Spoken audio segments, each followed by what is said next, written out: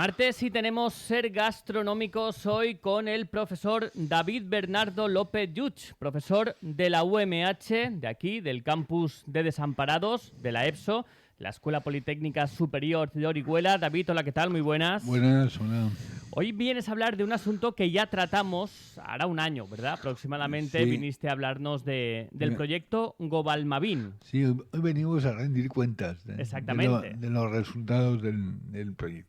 Viniste a presentarlo, Sí, pero ahora efectivamente vienes a traernos conclusiones del mismo. Vamos a poner en antecedentes, porque claro, en un año han pasado muchas cosas, Sí. y más aquí en la comarca.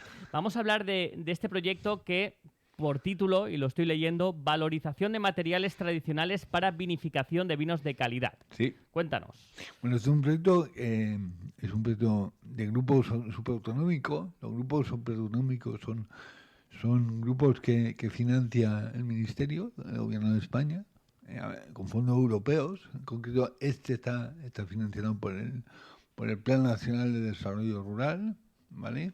Entonces, el objetivo de este proyecto es la recuperación de las tinajas de barro para elaborar vinos de calidad. Recuerdo que ya comentamos que el barro era el material con el que se hacía no solo el vino, sino se guardaba el aceite, se guardaban muchos productos, ¿vale? Y hablamos de que hay una colina en Roma, el Monte Testaccio, Que está hecha que está hecho de tinajas del comercio que había en la época, pero eso llegó hasta mediados del siglo pasado, hasta que el hormigón y el acero inoxidable se puso al alcance de la gente, pues se hacía en tinajas. Entonces, ¿qué problema tiene esto? Que toda esta tecnología, que era una tecnología, era una industria, se ha perdido el conocimiento. Estos 70 años que llevamos, pues no ha habido I+D vinculado a esto. Y un grupo de entidades, hay universidades, denominaciones de origen, varias bodegas, pensamos que hay un segmento de mercado que está dispuesto a pagar por estos vinos, porque son diferentes. El aroma final, la boca final de ese vino es diferente. Y además permite recuperar un sector tradicional. Entonces presentamos el proyecto y el Ministerio tuvo a bien financiarlo y hemos estado, bueno, son varios años, realmente llevamos más de 5 años con esto, aunque dentro del paraguas del grupo superautonómico son 2 años. Entonces lo que la UMH, lo que la Escuela Politécnica Superior de Orihuela ha hecho es la parte de estudios de mercado. De los 3 objetivos que tenía de los 3 grandes objetivos que tenía el proyecto, el nuestro era el tercero, que era valorizar ante el consumidor nacional e internacional los vinos españoles elaborados y o criados en tinaja de barro, porque hay que distinguir elaboración y crianza. ¿Qué diferencia hay más o menos? Hay bodegas que fermentan el mosto en la tinaja y bodegas que solo lo crían, o sea, lo fermentan en el acero inoxidable y lo crían en la tinaja. Y hay otros que lo fermentan y lo crían. O sea, es toda la casuística. Entonces nosotros lo que hemos hecho... Pero fíjate, David, antes de adentrarnos en lo que es el estudio, que bueno, es un gran trabajo que ha hecho la universidad, tú como experto en vinos, ¿qué notas en el vino de tinaja respecto al otro vino? Es muy sencillo.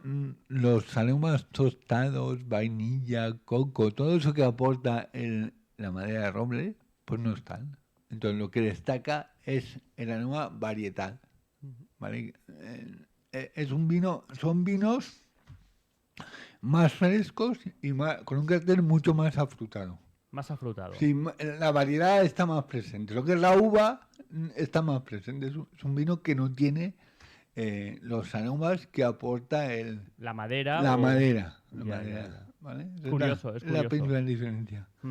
Bueno, pues vamos a ver por qué vamos a dividir los estudios, los has explicado tú, pero vamos a recordar, ver lo que la gente prefiere, ¿verdad? El primer estudio que hemos hecho es un estudio de parámetros de preferencia hacia los vinos de tinaja.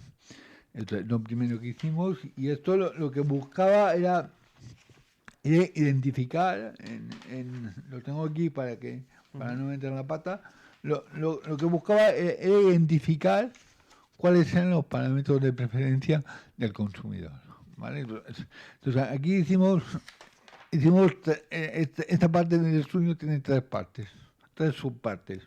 Un análisis de compuestos volátiles, que es pinchar con los aparatos, ¿vale? Para ver qué compuestos son los responsables del aroma y del sabor de estos vinos. Y después se hizo una caracterización con un panel sensorial entrenado, que fue el que formamos el año pasado. Se formó un panel específicamente para esto. Entonces hemos dado a probar los vinos al panel sensorial. Entonces tenemos una descripción del vino, de los vinos en este caso. Y el último fue con consumidores en España. Aquí en Sevilla y en Polonia dimos a probar a consumidores, a 300 en España y 300 en Polonia, para saber qué parámetros eran los que prefería y verse en diferencias entre el gusto centroeuropeo y el gusto español. Y eso se enlazas eso con los compuestos volátiles y con lo que dice el panel de cata. Entonces, ¿cuál fue el material que usamos? Pues como el objetivo era valorar el envase, o sea, la tinaja frente a la barrica, usamos 3 vinos. Un vino que está criado 6 meses en tinaja de roble, pero en tinaja de barro, perdón, pero revestida, es decir, el vino no está en contacto con el barro. Otro vino que está 12 meses en tinaja de barro sin revestir, o sea, aquí el vino sí que está en contacto con el barro directamente.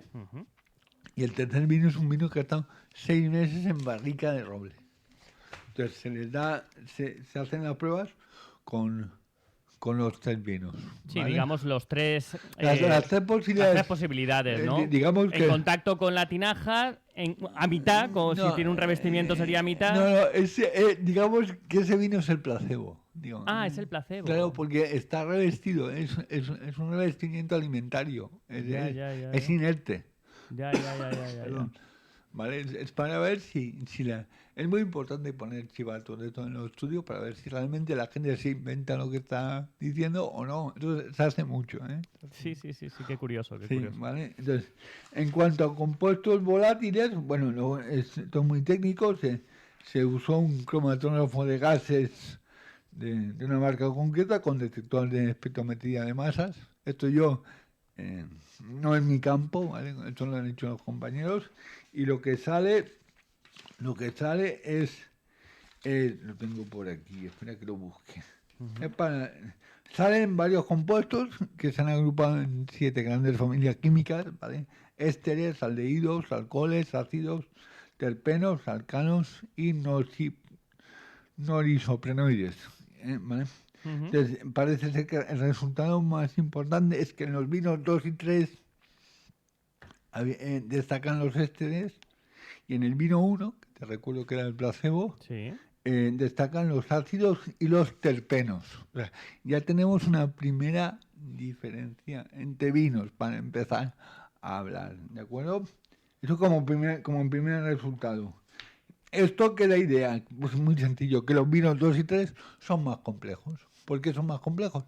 Porque el envase ha aportado sus características. O sea, la primera gran conclusión es que tanto la tinaja sin revestir como la barrica de roble enriquecen, aportan complejidad al vino. En cambio, el vino número 1, que estaba en una tinaja revestida, pues no tiene esa complejidad. Es un vino mucho más sencillo. ¿Vale? Funcionó, por lo tanto, el placebo hizo su función. Al aparato, el aparato lo detectó, ¿vale? O sea, ya tenemos la primera evidencia científica de que hay diferencias de componentes en los vinos. Entonces, con eso nos vamos al ser humano, a ver qué dice el ser humano. ¿Vale? La segunda prueba que se hizo fue con el panel entrenado, ¿vale? Se dio a probar a los panelistas, 20 panelistas, fueron 20 personas formadas el año pasado. ¿Vale? Entonces, esto se hace, ese procedimiento es estándar con catavinos, o sea, la copa es estandarizada, el procedimiento está perfectamente protocolizado y como resultados, pues se ha visto que... Espérate. Se ha visto... Uy, a ver que lo encuentre.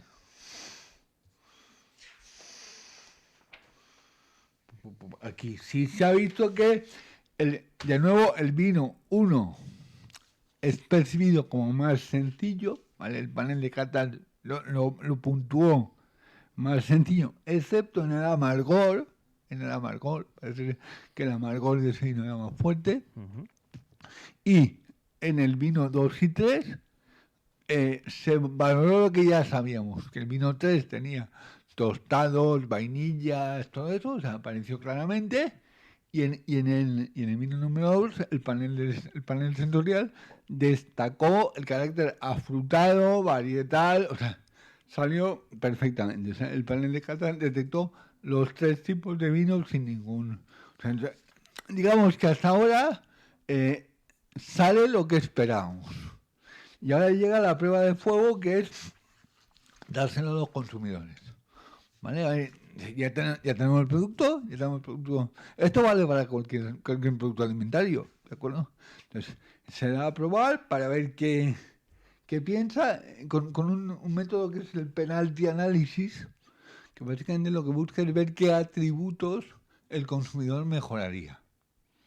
Se da a probar, esto me gusta mucho, poco o nada. Entonces vas viendo qué parámetros sensoriales el consumidor valora positivamente y qué parámetros sensoriales el consumidor no valora positivamente. Bien, entonces, básicamente, muy importante, lo primero es que cada país, o sea, el consumidor polaco y español, valora de manera diferente cada vino. O sea, cada vino es percibido de manera diferente en cada país. Ese es el primer resultado. Esto da pie a la segunda parte del estudio, que es el estudio consumidor efectivo. Vale, primer resultado. O sea, vamos bien. Segundo resultado. El vino 1, que recuerdo era el que estaba en tinaja sin revestir, fue percibido por los consumidores españoles como más sencillo, ¿vale? Y los consumidores españoles mejorarían varios aspectos, que son la intensidad de color, les parecía baja, el alcohol, la dulzura, el afrutado en boca y su carácter mineral. En cambio, los polacos solo mejorarían su dulzura. Es decir, los consumidores polacos valoran mucho más el vino número 1. ¿Vale? Les gusta más. Lo cual habla bien de los españoles, ¿no? No la ni bien ni mal, es una diferencia importante, que luego veremos que tiene mucho sentido. ¿Vale? Bien, en el cuarto número 2, todos los consumidores dijeron, el número 2 era el que estaba en tinaja sin revestir, ese es el más novedoso, realmente es la estrella del estudio. Queremos saber qué piensan de ese vino revestido, ese vino criado en tinaja sin revestir. Ahí todos los consumidores disminuirían la acidez y aumentarían la dulzura. Muy interesante. Y además los polacos declararon que la astringencia y la mineralidad era demasiado alta. ¿Vale? ¿Vale? Y luego los consumidores españoles pensaban que el vino número 3 era perfecto. Claro, es lo que conocemos toda la vida. Exactamente, ese es el tema, ¿de acuerdo? Del primer estudio podemos decir que, la conclusión del primer estudio, el envejecimiento en tinaja ha afectado tanto los perfiles volátiles como sensoriales y como consecuencia afecta la aceptación del vino. Y el papel predominante de los ésteres en el vino número 2 y los ácidos y terpenos en el vino número 1. El vino número 1 es percibido como más sencillo, ¿vale? frente a los otros dos. Entonces, lo cual tiene su lógica. Y luego el vino número 2 presentaba un aroma y un sabor más mineral y más astringente. Creemos que por la migración de minerales de la tinaja al vino. Eso está perfectamente documentado en varios papers. Te parece que en la tinaja migran minerales. Potasio, calcio y magnesio sobre todo. Entonces parece ser que esa es la explicación química de ese perfil sensorial diferente. Y luego el vino número 3 tiene el característico sabor y olor de los vinos criados en barrica de roble y es lo que el consumidor español ha valorado porque es lo que está acostumbrado. Conclusión general de esta primera parte: el mismo vino, repito, se ve de manera totalmente diferente en función del mercado estudiado. Entonces, ahora que tocaba la segunda parte, estudios afectivos en los mercados, que es lo que hicimos, ¿vale? Entonces, cogimos a ver, cuando tú te planteas esto, tienes que tener claro lo que se busca con estos vinos. ¿Qué buscamos con estos vinos? Segmentos de valor, segmentos de consumidores que están dispuestos a pagar. Sí, que al final sea rentable comercializar estos vinos. Pero estamos atendiendo a mercados de gente, personas que están dispuestas a pagar. Claro. No es un vino de 2 euros. Es que si no se desvirtúa la idea. No es lo mismo hacer un estudio de mercado para un Lexus que para un Seat Panda. Está claro. ¿Vale? Entonces, es lo que hicimos. Claro, ¿a qué apelan este tipo de vinos? ¿A qué apelan? A la tradición. ¿Vale? Y ya tenemos la variedad, la denominación de origen, lo tenemos todo. Pero esos ya son requisitos. Entonces, aquí te voy a dar un plus, que es la tradición. Te voy a dar un vino como hacían los del siglo XVII. Es el mensaje implícito. Claro, esto tiene una serie de consecuencias en lo que debe ser la comunicación. Entonces, de nuevo, se repitió el ensayo con los 3 vinos, ¿vale? Vino número 1, 6 meses en tinaja recubierta. Vino número 2, 12 meses en tinaja sin recubrir. Y vino número 3, 6 meses en barrica de roble. Igual, 300 consumidores en España, 300 consumidores en Polonia. ¿Vale? Bien. Primer resultado. El vino número 1, y esto es el que más gustó a los polacos. ¿Vale? El vino criado en tinaja revestida fue el que más gustó a los polacos. Y el que menos a los españoles. ¿Vale? Y los consumidores llegaron a un 6, a casi un 6. Después tuvieron casi una nota de un 6. Esto luego lo explicaré porque es importante. O sea, un 6 en estudios de mercado es una notaza. Es una notaza. Porque cuando pruebas algo que no sabes lo que es, las respuestas tienden a centrarse en el eje central. Valga la redundancia. Cuando sabemos lo que es, sabemos si nos gusta o no nos gusta. Nosotros lo tenemos claro y marcamos un 1 o un 10. Pero cuando no sabemos lo que es, somos muy prudentes. Solemos ir al eje central. Entonces, un 6 indica que nos ha gustado. Igual que un 4 indicaría que no nos ha gustado. ¿Vale? Sí. Entonces, un 6 es una notaza. Bien, y los consumidores en el vino 1 valoraron la dulzura, la acidez y la astringencia, ¿vale? Como he dicho. Y luego, en cuanto a los vinos 2 y 3, se valoró el gusto afrutado en el vino número 2, que te recuerdo que el diseño de estos vinos los vinos de tinaja, busca destacar el valor afrutado, con lo cual está bien, porque los consumidores destacan que el vino número 2, que es el de tinaja sin recubrir, es afrutado. Y en el vino número 3, ¿qué destacaban? El por gusto. O sea, la longitud del vino, su complejidad. O sea, que está bien. Los consumidores nos están dando mensajes muy claros, ¿vale? Que corroboran las hipótesis de partida. Bien. Muy importante, esto se hizo a nivel internacional para para estudiar el efecto de zonas diferentes. Ya ha salido, de acuerdo, a los españoles nos gusta el vino número 3 y a los polacos les gusta el vino número 1. ¿Esto qué explicación creemos que tiene? Pues nos gusta lo que estamos acostumbrados a probar. Por regla general, salvo que sea un consumidor disruptivo que está siempre dispuesto a probar cosas nuevas y que siempre está incansable en eso, pues no. Lo normal es todo lo contrario, que no nos movamos del surco. Entonces, ¿qué vino está acostumbrado a probar el consumidor polaco? Los que tiene alrededor, Alemania, Austria, Moldavia, ¿vale? Esos vinos, ¿cómo son? Blancos, ácidos, sencillos. Entonces, ¿qué vino ha preferido? El un poquito más ácido, más sencillo, ha buscado, o sea, le ha gustado lo que está acostumbrado a probar.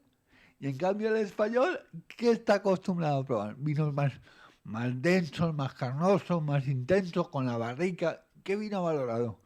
El vino número 3, ¿vale? Uh-huh. Bien, pero lo más importante, ¿qué nos interesa? ¿Qué valoran los consumidores del vino número 2, que es el nuestro? ¿Qué han valorado? La fruta, ¿vale? Repito, la fruta, la frescura, entonces todo eso lo han valorado positivamente. Entonces ya tenemos las conclusiones de este segundo estudio. ¿Y se responde a la pregunta si hay segmento de mercado para poder vender? A eso voy. Sí que la hay porque obtuvo un 6. Uh-huh. O sea, los vinos han gustado. O sea, no es un producto que disguste. O sea, si hubiera salido un 4, la conclusión sería, no, este tipo, imagínate que el vino número 2 saca un 4 frente al 1 y el 3 que sacan un 6. Entonces la conclusión sería, no, esto no gusta. Pero los 3 vinos han gustado. Uh-huh. Solo que el 1 y el 3 un poquito más y cada vino ha valorado una serie de cosas. Entonces, de aquí, ¿qué tenemos que decir? Pues primero, la aceptación de este tipo de vinos. ¿Vale? O sea, al consumidor le gustan hay segmento. Hay gente que estaría dispuesta a comprar estos vinos. Segunda conclusión muy importante. Diferencia de opiniones encontradas entre españoles y polacos. Esto ¿a qué da pie? A segmentación por cultura. Sobre todo cultura gastronómica. O sea, hay que enfocar el vino de una manera aquí y de otra manera allí. ¿Vale? Y luego, de esto se deduce que es necesario seguir con otra serie de estudios para conocer con más detalle cuáles son las características del consumidor, o sea, el perfil del consumidor. Edad, género, poder adquisitivo, estudios, rural, urbano, ese tipo. ¿Para qué? Para hilar más fino el mensaje en las etiquetas, que es la tercera parte del proceso que estamos ahora. Acabamos de hacer las pruebas y ahora lo estamos trajinando, por decir una palabra, para que se entienda. Entonces, que para mí es importantísimo lo de la etiqueta. La etiqueta en el vino parece mentira lo importante que es y el poco caso que hacen muchos productores. Sí. Abundando en eso, para que lo entiendas, el vino número 1 fue descrito como ácido y amargo. O sea, nos están dando claves, ¿vale? En cambio, los dos, el número 2 y 3, han sido descritos como intensos, afrutados, con un largo por gusto, sobre todo el tercero. Entonces, este tipo de cosas son las que tienen que estar en la etiqueta vinculadas al valor que queríamos explicar antes, la tradición. Estás comprando un producto de tradición que además tienes... La clave ahora de la comunicación es enlazar la idea abstracta de la tradición con los parámetros sensoriales que nos ha dado...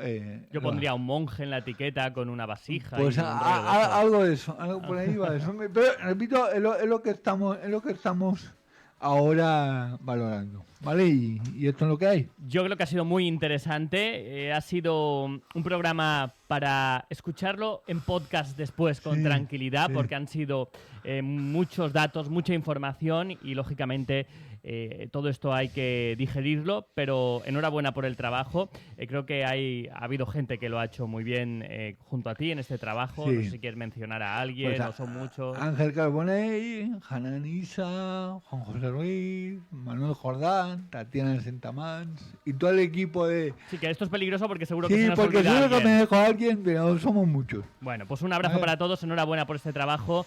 Y David, si ya no nos volvemos a escuchar, hasta el curso que viene. Hasta el curso que viene, espero que menos confinados.